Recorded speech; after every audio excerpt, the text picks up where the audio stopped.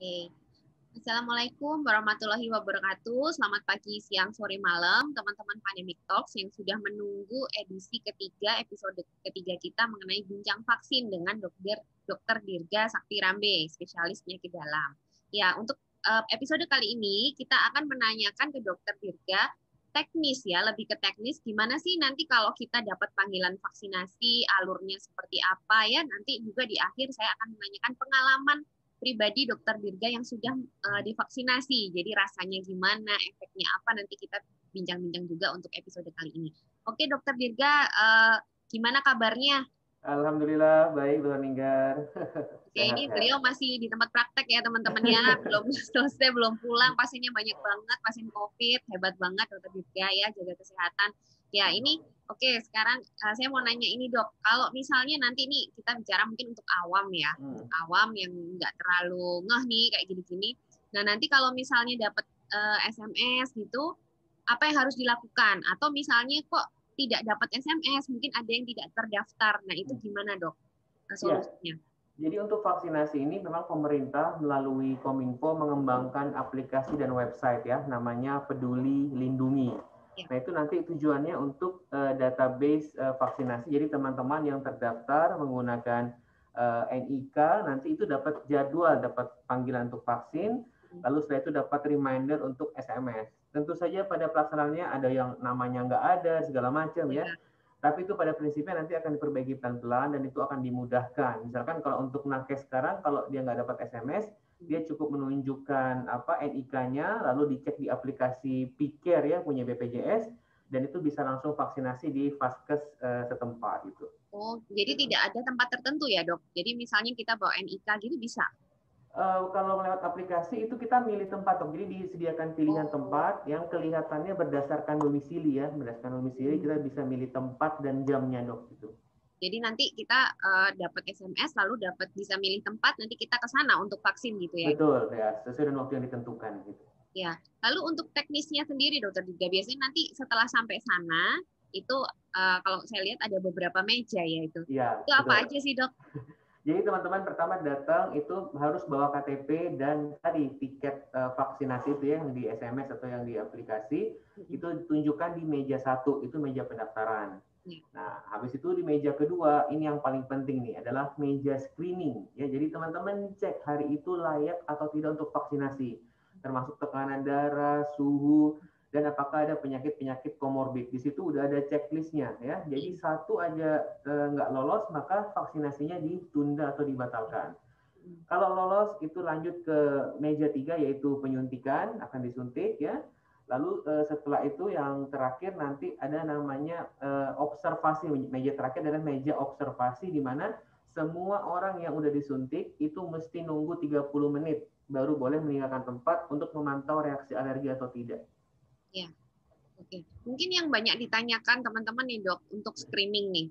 Nah screening itu kan bentuknya cuman kuesioner ya.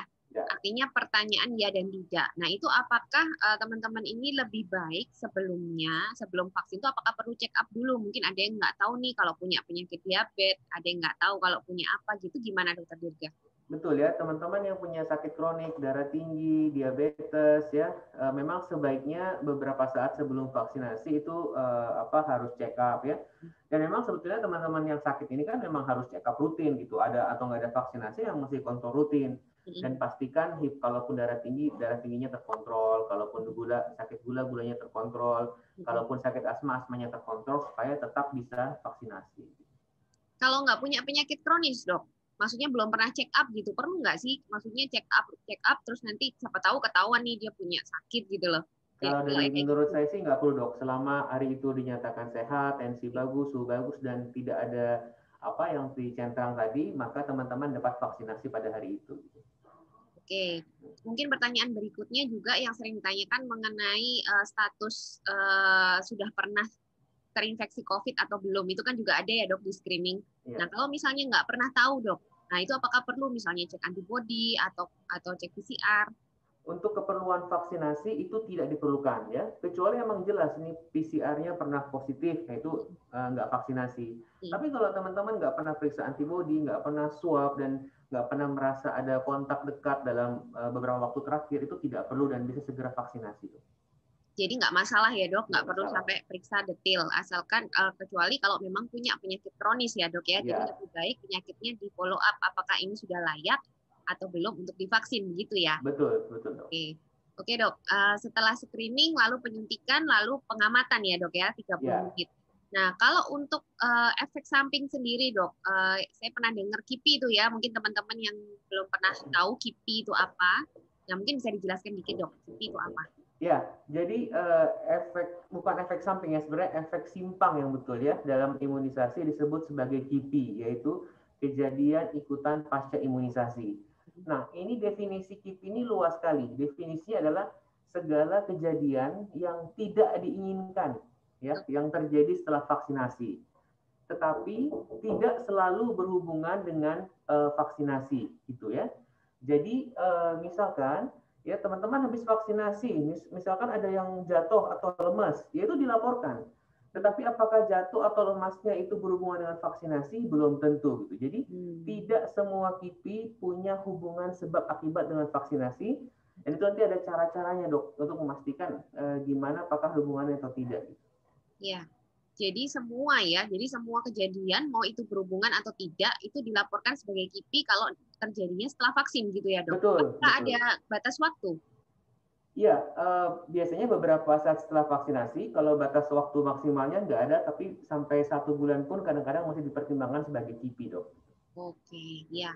Terus kalau mengalami nih dok, kebetulan habis suntik mengalami KIPI gitu ya, ada kejadian yang tidak diinginkan setelah vaksin, itu lapornya kemana dokter? Nah, di Vaskes ya, di rumah sakit, di puskesmas tempat teman-teman nyuntik, itu sudah ada penanggung jawab KIPI-nya. Ya, pasti ada. Jadi ngelapornya ke yang bersangkutan. Nanti yang bersangkutan akan ngelapor berjenjang ke atas, ke dinas kesehatan, sampai ke provinsi, bila perlu sampai ke nasional ya. Nanti ada namanya komite nasional, komite daerah KIPI, ada komite nasional KIPI, itu untuk menindaklanjuti bila memang ada KIPI yang dianggap penting gitu atau KIPI berat gitu. Itu nanti ada kontak personnya gitu dok? Ada orang yang bisa dihubungi begitu atau harus ke rumah sakit itu lagi untuk lapor? Ada. Umumnya diberikan ya, dikasih tahu pas di sertifikat itu, pas kita habis suntik kan dapat sertifikat, itu ada tulis di situ, penanggung jawab KIPI-nya siapa gitu. Oke, ya. Jadi jelas banget ya alur-alurnya ya dok ya. Ya. Oke, setelah itu mungkin saya mau nanya secara lebih personal nih, dokter kan sudah vaksin ya. Gimana dok rasanya? Ya, alhamdulillah saya sudah vaksinasi tanggal 15 Januari Sepeninggal ya, dan ini hari ke-10 kalau nggak salah. Apa namanya? Secara umum sih saya tidak merasakan adanya nyeri di bekas suntikan ya, demam nggak ada, sakit kepala nggak ada. Tapi yang saya rasakan adalah 2 hari pertama setelah vaksinasi itu saya merasakan ngantuk yang lebih dari biasanya, gitu ya. Dan setelah saya cek memang di laporan uji klinis di Bandung itu juga memang dilaporkan. Gitu. Yang ingin saya sampaikan bahwa reaksi pasca vaksinasi itu sesuatu yang wajar. Karena vaksin itu kan isinya antigen, dok. Saat antigen diberikan kepada tubuh kita, ada proses pengenalan di situ. Makanya ada yang pegel, ada yang nyeri, ada yang demam, segala macam. Saya ngantuk, ada teman-teman yang bilang lapar. Belum tentu semua ini ada hubungannya langsung ya. Kadang-kadang juga masalah psikis atau apa, ada yang berdebar-debar ya. Tapi memang saya merasakan ngantuk yang lebih dari biasanya. Tapi nggak usah khawatir, itu semua kan hal-hal yang bisa ditoleransi ya dan hilang sendiri. Sampai sekarang alhamdulillah saya nggak ada masalah. Dan saya sekarang nunggu vaksinasi yang kedua, insya Allah tanggal 29 besok, dok. Ya, ini juga banyak yang nanya nih dok. Kenapa sih harus suntik 2 kali dok?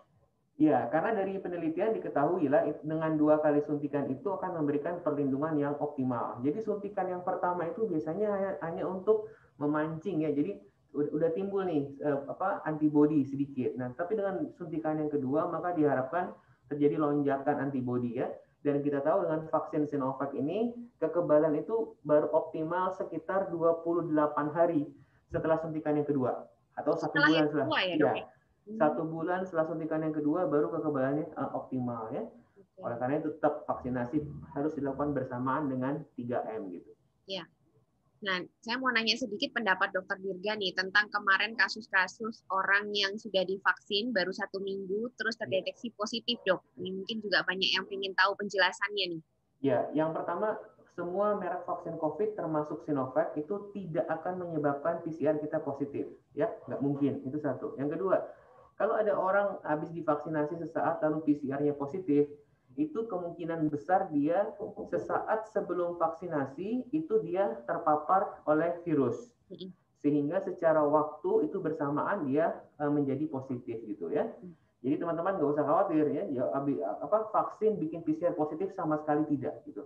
Iya, mungkin sedang masa inkubasi bisa ya dok ya? Betul, ya. Jadi waktu vaksin itu masa inkubasi, sehingga habis itu PCR-nya positif, seakan-akan karena vaksin ya, bukan.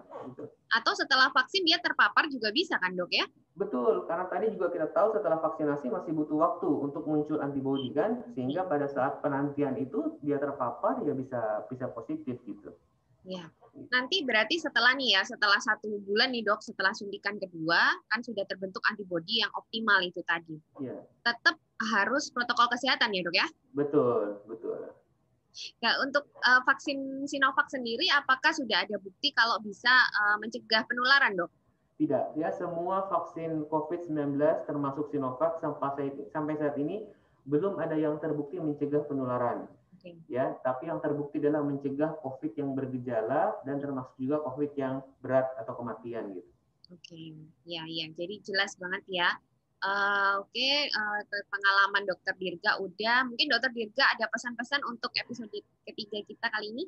Ya, teman-teman, ini tahap pertama ini kan vaksinasi masih untuk tenaga kesehatan dulu ya. Nah, karena itu yang tenaga kesehatan, ayo kalau dapat jadwal panggilan segera datang, nggak perlu ragu.